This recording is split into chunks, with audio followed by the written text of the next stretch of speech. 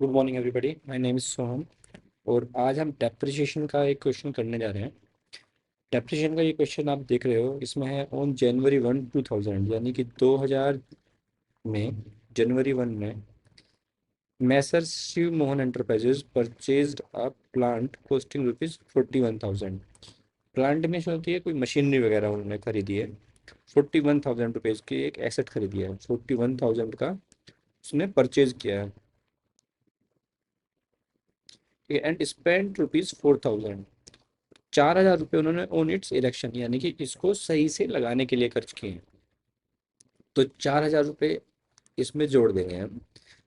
क्या होता है कि जब भी हम कोई मशीन या प्लांट एंड मशीन या कोई फिक्स्ड एसेट या कैपिटल एसेट खरीदते हैं, तो उसको जब हम परचेज करके लाते हैं और जब तक हम अपनी फैक्ट्री में या अपने प्लांट पे जब भी लाते हैं, और उसको वर्केबल कंडीशन में लाने के लिए जितना भी खर्च करना होता है, वो सब हम मशीन की या उस प्लांट की कॉस्ट में ही जोड़ देते हैं। तो इसकी टोटल कॉस्ट हो जाएगी हमारी। इरेक्शन चार्ज भी हम इसी में जोड़ देंगे, इरेक्शन चार्जेस। तो total cost of this plant is equal to हो जाएगी हमारी 45,000। यहाँ तक हमने पढ़ा और यहाँ तक हमें ये इंफॉर्मेशन मिल गई है। The estimated effective life of the plant is 10 years, यानी कि एस्टिमेटेड यूजफुल लाइफ, ये लिखा है इन्होंने, एस्टिमेटेड यूजफुल लाइफ है उसकी 10 years. And scrap value of 5,000, यानी कि 10 साल के बाद जो उसकी स्क्रैप वैल्यू बचेगी, 10 साल के बाद उसकी स्क्रैप वैल्यू बचेगी 5,000 रुपीज। ठीक है। तो अब हम सवाल में पूछ रहा है, advise the depreciable value at the end of third year under straight line method. वो कह रहा है कि इसमें हमें डेप्रिशिएबल वैल्यू बतानी है थर्ड ईयर की, तीसरे साल के बाद जो उसकी डेप्रिशिएबल वैल्यू बचेगी।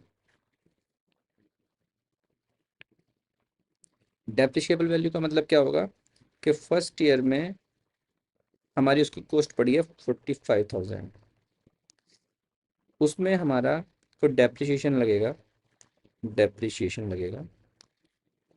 तो एक साल के बाद जो उसकी डेप्रिशिएबल वैल्यू आएगी, ये उसमें से जो हमारी कॉस्ट थी, कॉस्ट में से पहले साल का डेप्रिशिएशन घटा के जो वैल्यू आएगी उसको बोलेंगे हम डेप्रिशिएबल वैल्यू। ऐसे सेकेंड ईयर की निकाल लेंगे। अब 45,000 में से ये घटा के जो ये अमाउंट आएगा, अब इसको यहाँ पे लिखेंगे और फिर उस साल का डेप्रिसिएशन घटाएंगे। फिर 2 साल के बाद में डेप्रिशिएबल वैल्यू यहाँ पे आ जाएगी। फिर थर्ड ईयर का निकालेंगे, ऐसे ही करके। ठीक है। तो अब हम क्या है, पहले तो डेप्रिशिएशन कैलकुलेट करते हैं। डेप्रिसिएशन कैलकुलेट करने के लिए मैंने तरीका बताया था। हमें क्या करना है, डेप्रिसिएशन कैलकुलेशन करने के लिए हमें क्या करना है, पहले इसकी डेप्रिशिएबल वैल्यू निकाल लेंगे। डेप्रिशिएबल वैल्यू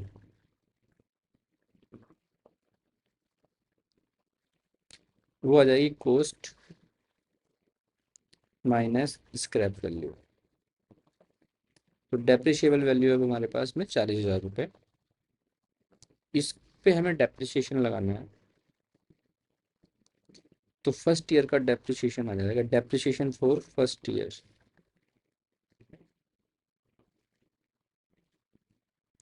40,000 बटे जितनी उसकी हमारी एस्टिमेटेड यूजफुल लाइफ है। तो हर साल उसमें 4,000 रुपये का डेप्रिसिएशन लगेगा। तो 3 साल के बाद डेप्रिसिएशनबल वैल्यू पूछ रहा है, तो कैसे निकालेंगे, यहाँ पे लिखेंगे डेप्रिसिएबल वैल्यू आफ्टर 3 ईयर। तो शुरुआत में हमारी वैल्यू कितनी थी, 45,000।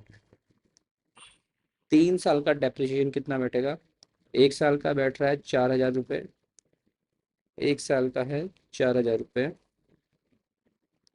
3 साल का हो जाएगा 12,000 रुपये।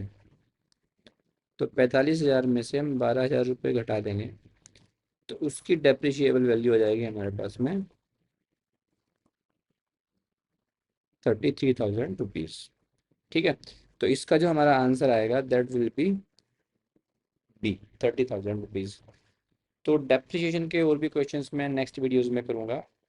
तो जो भी लोग जेआईबी की तैयारी कर रहे हैं और वो एएफएम पढ़ना चाहते हैं, तो मेरी ये वीडियोस देखकर वो आसानी से तैयारी कर सकते हैं। अगर आपको मेरे इस क्वेश्चन में कहीं पे कोई कन्फ्यूज़न है, सॉल्यूशन में कोई कन्फ्यूज़न है, तो आप कमेंट सेक्शन में जाकर अपना डाउट क्लियर कर सकते हैं। वहाँ पे आप लिखेंगे तो मैं आपका डाउट सॉल्व करने की कोशिश करूँगा। ठीक है, मैं आगे भी ऐसी वीडियो बनाता रहूँगा। उसके लिए आप चैनल को सब्सक्राइब कीजिए, लाइक कीजिए और अपने दोस्तों के साथ